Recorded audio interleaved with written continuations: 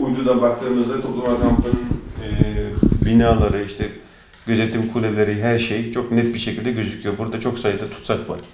Yani çok sayıda tutsak var. Mesela burada Çinli memur 2017 yılında işte ailelere girip burada yani ikiz aile projesi var. Orada gidip durum değerlendirmesi yapıyor. İşte bu insanlar diyor ne yiyor, ne içiyor, ne yaşıyor, ne düşünüyor vesaire, onları yazıyor bu defterine ve kimlerin toplama kampına gitmesi gerektiğinde burada not düşüyor ve bu şekilde gidiyorlar. Sıradan köy ailesi. Mesela baktığımız zaman çok sayıda aydın, sanatkar, yani çok sayıda insanın toplama kampında olduğunu biliyoruz. Yani şimdi burada Çince öğretiyoruz, ondan sonra hukuk öğretiyoruz, Çin hukukunu öğretiyoruz diyor ya. Burada hukukçu da var, tıpçı da var, profesör de var, sanatçısı da var. Yani alimi de var, herkes var. Çinceyi, Çinliler gibi daha iyi bilenler var. Hukuku bilenler var. Onları sırf Uygur olduğu için, Müslüman olduğu için alıp götürüyorlar. Bu da bir toplama kampı. Mesela şu binanın şekli, toplama kampında binanın şekli. Bakacak olursanız yani çok sayıda bina var. Çok sayıda bina var. Uydu fotoğraflarında hani görüntü olarak sabotaj etmek için bir tane şey koyuyorlar çoğuna. Futbol sahası koyuyorlar. Ama bu futbol sahası çoğu zaman suçluları cezalandırmak için kullanılan açık alan.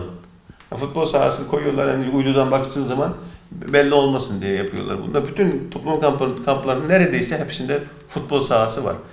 Yani bunun bir cezalandırmak için veya da otopark olarak askerlerin kullanılması için yapıyorlar bunları. Doğu Türkistan dediğiniz gibi 2016 yılının sonundan itibaren geniş çapta bir tutuklama gerçekleştirildiği için devlet yönetimi tarafından. Ve şu an sayısını bildiğimiz 1400 tane toplama kampı var. Ve bu toplama kamplarına da milyonlarca insan alınmış durumda. Mayıs ayının sonunda Birleşmiş Milletler'in İnsan Hakları Yüksek Komiseri Michelle Bachelet Doğu Türkistan'a gitti. Tam da o sırada yine BBC Haber Ajansı tarafından Doğu Türkistan'daki toplama kamplarındaki bilgisayardan sızdırılmış belgeler yayınlandı. Bu belgelerde yaklaşık çeyrek milyon insanın bilgisi var. Bir de 2884 insanın tam detaylı bilgileri var. Yani kimin nerede doğduğu, nasıl yaşadığı, toplama kampına neden alındığı, akrabalarıyla olan ilişkileri vesaire var. Ve tam da bu sırada gitti. Ama Doğu Türkistan'a, Kaşgar'a, Urumçi'ye birkaç şehire gittikten sonra Michelle Bachelet orada artık toplama kamplarının kapatıldığını, Çin'in o şekilde söylediğini iddia etti ve o şekilde bir online basın açıklaması yaparak durumu örtbas etmeye çalıştı. Ve halen ki Doğu Türkistan toplama kampları devam ediyor. İnsanlar yine tutuklanmaya devam ediyor. Her çeşit bahanelerle, yani Çin'in bahanesi bitmiyor. O yayınlanmış belgelerde, gizli belgelerde de çok detaylı bilgiler var. Yani insanların sadece yurt dışına çıktıkları için veyahut da 10 sene öncesinden namaz kıldıkları için veyahut da işte bir akrabası tutuklandığı için, hatta bir çocuğa bakıyoruz, diyor ki morali yerinde değil diyor. Araştırmışlar, akrabalar toplama kampına alınmış bir çocuk ve o çocuk üzülmüş. Çocuk üzüldüğü için toplama kampına alınıyor. Belgede öyle yazıyor. Bazı çocukların da suçu tespit edilemedi yazıyor. Yine ama toplama kampına almışlar. Yani o şekilde böyle bir vahşi bir durum, feci bir durum ortadayken Birleşmiş Milletler'in yani artık bir işe yaramaz bir kurum olduğu açıkça ortaya konuldu. Bununla vesilesiyle ve Doğu Türkistan'daki durum işte Çin'in veyahut da Birleşmiş Milletler'in İnsan Hakları Yüksek Komiserinin söylediği gibi de değil. 2018 yılından sonra birçok hukuki başvurular yapıldı Doğu Türkistan'la ilgili. Özellikle Amerika'daki bazı sivil toplum kuruluşları Çin'i Uluslararası Ceza Mahkemesi'ne insanlığa karşı suç ve soykırımdan dolayı verdiler. Fakat delil yetersizliğinden dolayı geri gönderdiğini söyledi ve delil topluyorlarmış. Bir de geçtiğimiz yıl yine Londra'da Uygur Mahkemesi yapıldı. Bu bağımsız bir mahkemesi, halk mahkemesi niteliğinde bir şey.